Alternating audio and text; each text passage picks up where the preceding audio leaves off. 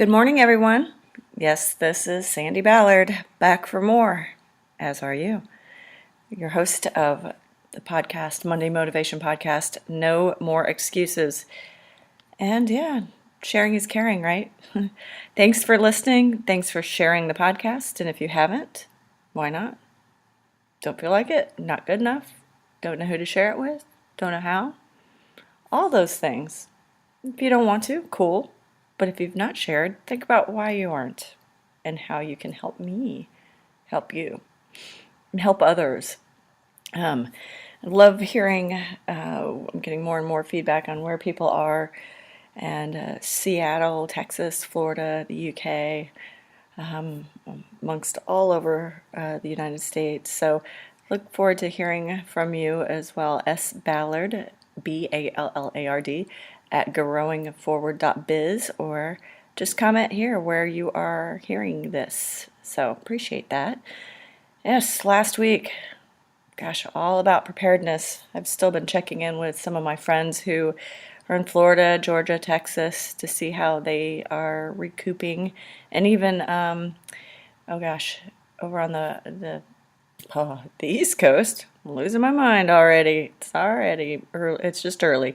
South Carolina, I have a friend of mine's daughter is down there, but she's okay. So, they were a little less prepared, but they did their best. But how are you prepared in business is what we were talking about as well. Did they, have you done the best you can? How have you prepared? Again, are you prepared in your life? Are you prepared in business? It's never too early. I heard someone say this in my networking group. It's never too early to prepare for your exit. Obviously, that's like estate planning, life insurance, life and disability insurance. We have house and car, but how are we protecting ourselves as well? We're required to have medical insurance, and we have insurance on our phones, for God's sakes. Again, like I talked about last week, we tend to prepare for disasters, the worst, accidents, but do we prepare for the future? Excuse me. Do we prepare for the best, or just hope for the best?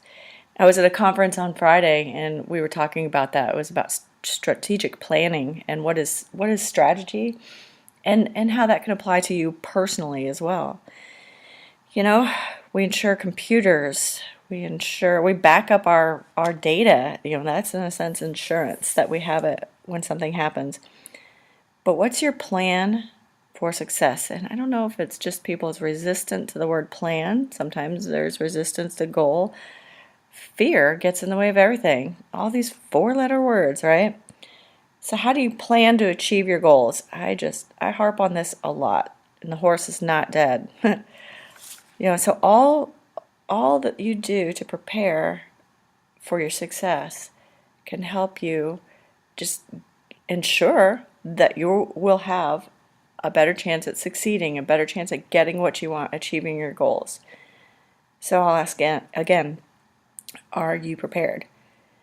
If you're listening to this for the first time, go back and listen to podcast 76, or even maybe a couple back. We were talking about a client, or I was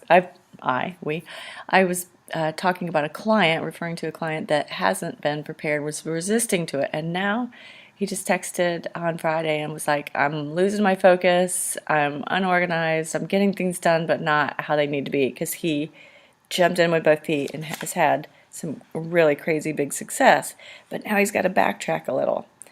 Last week I asked, when was a time you wish you had been more prepared? You know who you are. And when was a time that you were like, whew, I'm glad I prepared, And again, like a lot of people in Florida, they prepared, and they were ready for the storm. So thinking forward, we tend to focus so much on protecting and preparing for the worst that we forget to plan for our success. I don't know if I can say that enough times. So now, if you aren't protected, I'm not promoting, don't worry about, excuse me, insuring yourself. If you aren't insured, or you're not sure if you're insured personally, like life insurance, disability, computer, business insurance, let me know, because I can get you to the right people. They're out there. But you've got to plan for your future. And let's talk about and focus on your success. And yes, and one of my favorite four-letter words, plan. So many business owners don't even have a business plan. And on Friday at that conference, we were talking about that, the strategy. A lot of these people were associations and association managers, and it's like, they talk about the strategy and the strategic planning with their board, but how are they, individually, internally prepared? So if business owners and organizations don't have a business plan or a strategic plan, which what I heard Friday and I agree with, should really just be one page, the strategy plan. The business plan gets in a lot deeper of the details. The business plan encompasses everything: marketing plan, financial plan, your plan to achieve your goals. How do you do that? How do you know what your target market is? And if you get desperate for money and income and sales, anyone and everyone's a client, that is not really a great way to focus on your client and serve them the best you can. So thinking about that, all that comes from a business plan. So by you not doing them, what are you doing? Are you planning to succeed? Because there was a quote, failure to plan is like planning to fail. So all those pieces, the strategic plan, marketing plan, financial plan, the action plan, those are all pieces of the puzzle that can help you create your success, and they're all part of the business plan. So last week, one of my posts on social media, and again, if you are not following me on social media, LinkedIn, Growing Forward, Success Coaching is my Facebook page, Twitter, SLBallard13, and I'm on Instagram as well. I post a lot of these things, but last week there was a quote by Alexander Graham Bell: "Before anything else, preparation is the key to success." So it doesn't have to be perfect. It doesn't have to be huge and deep, but the statistics show a business plan can double your chances for success. So why don't you do it? Why don't the entrepreneurs do business plans or finish them or look at them?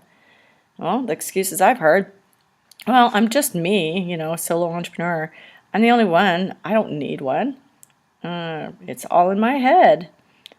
Well, I don't need funding, so why bother, And the thing is if you don't understand or know how, it's really just the fear, of not knowing how to do a business plan or where to start. Or yes, it can be overwhelming. With my clients, I'll send it to them, and then they usually do nothing. So then we break it out into bits and pieces. The vision plan, the mission or vision. What is your vision? What's your long-term? Where do you see your company and yourself 5 years from now? And then what is your mission? What is your why? Why does your company exist? Why are you doing what you're doing? Those are the really good things to start with. And then niche market. Who is your ideal customer? And, who do you want a lot of? There's, I hate to say it, there are always times when we'll take, I don't say exception, but we will make exceptions. But very rarely, if you'll make more and more exceptions and get off track if you don't focus on your niche market and at least have, a core group of clients you want, and then the surrounding. Again, there's so many parts to it. It can be hard to do it on your own. But if you break a business plan down into little bits and pieces, it'll all come together. So, when you don't know where and how to start, and the purpose, I understand, it's easy just to not. Many businesses just kind of get in there and do it and start it. And trust me, I've suggested getting off your ass and doing something. But many times that's for the people who have talked about it, who have who have started working on an action plan. They may have an idea for their business plan and bits and pieces of it, but then they take no action. So that's when I'm usually like, okay, time to get off your ass and do something. But if you could do one thing, so think about this. You're like, okay, Sandi, you're throwing all this information at me. I know I need to get off my ass and now do the business plan. So where do I start? What do I do? What's one thing you will do to prepare, plan, strategize, generate momentum, create progress toward your success? Just one thing. If you could do just one thing, what would it be? Big or small? What are you willing to do for you? Okay, so email me. Again, it's sballard@growingforward.biz. Post here in the comments section or wherever you're listening to this. Tell me, tell the world, tell someone. Write it down and then give yourself a deadline, a short deadline, like 3 to 5 days. That way it's a tiny to-do, not a huge one. You just got to start with the small, tangible achievements. And a lot of times I do with clients 30, 60, 90 days. But give yourself something that's time, right? It is time to get off your ass and do one thing in the next 3 to 5 days. So by the end of this week, what will you do for you? Whether it's a new habit, thinking about your target market, thinking about writing down your niche market, writing down your vision, writing down your mission, your why, okay? Feel free to post that here or email me again, sballard@growingforward.biz. And yes, my website is www.growingforward.biz. There's a contact form on there as well. And if at the end of the 5 days, 3 to 5 days, you've not done anything, you seriously need to contact a coach, whether it's me, whether it's someone else, and get the help to figure out why. All right? Have a great week, and cheers to your success.